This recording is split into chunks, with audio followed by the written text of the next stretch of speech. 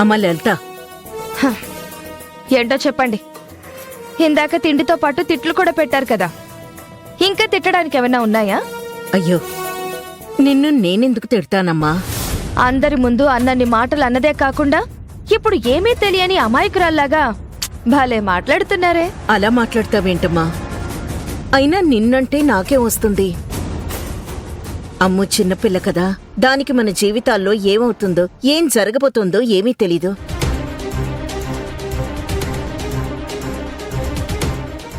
అలాంటి చిన్నపిల్ల మీద నువ్వు నోరు పారేసుకుంటూ ఉంటే చూడలేక ఏదో 2 మాటలు అన్నాను అంతే తప్ప నిన్ను తిట్టాలని కాదు లలిత. అందరి ముందు నిన్ను అవమానించాలని కాదు. బావుంది అత్తయ్య గారు, చాలా బావుంది. ఇప్పుడు పక్కకి పిలిచి కాస్త పన్నీటి నీళ్లు చల్లేసరికి మీరన్న మాటలన్నీ చెరిగిపోతాయా?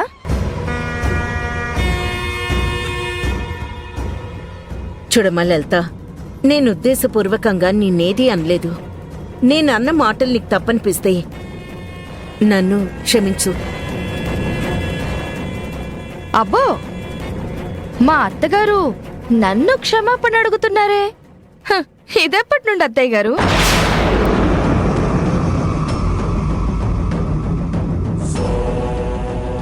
ఎంతసేపు కోడల్ని కసురుకోవడమే కాని ఏనాడైనా ప్రేమగా మాట్లాడిందే లేదు. అలాంటిది నాకు మీరు క్షమాపణ చెప్తున్నారా?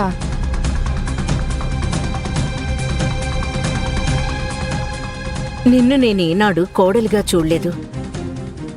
నిన్ను కూడా కూతురులాగే అనుకున్నాను. అప్పుడైనా ఇప్పుడైనా నిన్నొకేలా చూస్తున్నాను. నా చూపులో నీకెందుకు మార్పు కనిపించిందో నాకు అర్థం కావడం లేదు.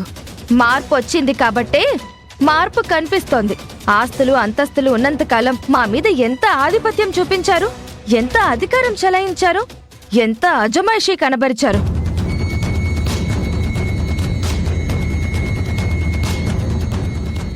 అన్నీ పోయేసరికి ఆ అహంకారం అంతా దిగిపోయినట్టుంది కదా.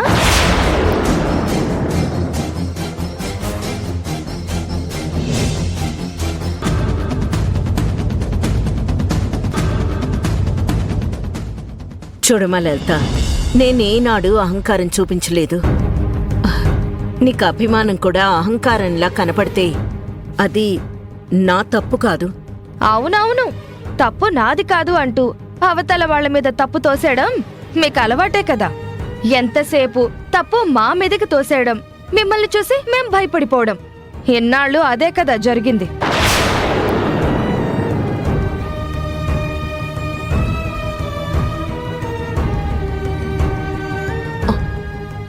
లలిత, మీరు నన్ను చూసి భయపడాలని కాని, నా ముందు తలలు వంచి గౌరవించాలని కాని నేనేనాడు అనుకోలేదు. మీ అందర్నీ నేను నా పిల్లలుగానే భావించాను. మీ మంచి కోసమే ప్రతి క్షణం తాపత్రయపడ్డాను. ఇప్పుడు ఎందుకిలా మాట్లాడుతున్నావో నాకు అర్థం కావడం లేదు. ఏంటి? ఎందుకిలా మాట్లాడుతున్నానో మీకు అర్థం కావట్లేదా? మీరు చేసిన ఘనకార్యాల వల్లే కదా ఇప్పుడు మేమందరం ఇలా గంగలో మునగాల్సిన పరిస్థితి వచ్చింది.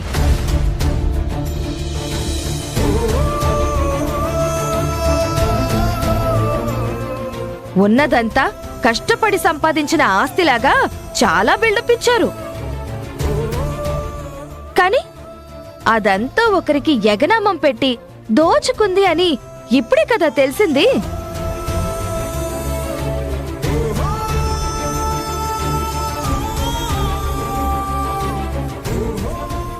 ఏంటి లలిత, ఏంటిలా మాట్లాడుతున్నావు?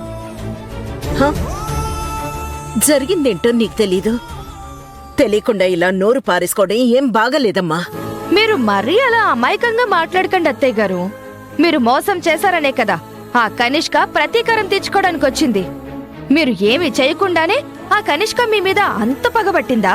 మీ వల్ల వాళ్ళు ఏ క్షోభ అనుభవించకుండానే మనల్ని రోడ్డు మీదకి ఇచ్చిందా?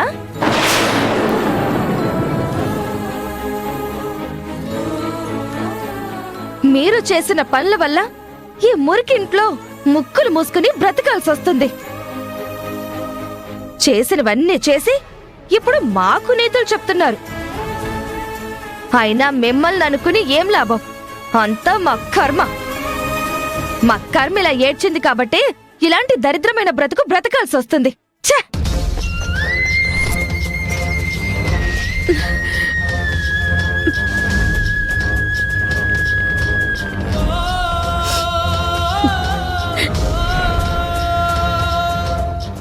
ఆస్తులున్నప్పుడే అభిమానాలుంటాయని, అంతస్తులున్నప్పుడే లేనిపోని గౌరవాలు పుట్టుకొస్తాయని ఎవరో చెప్తే నమ్మలేదు.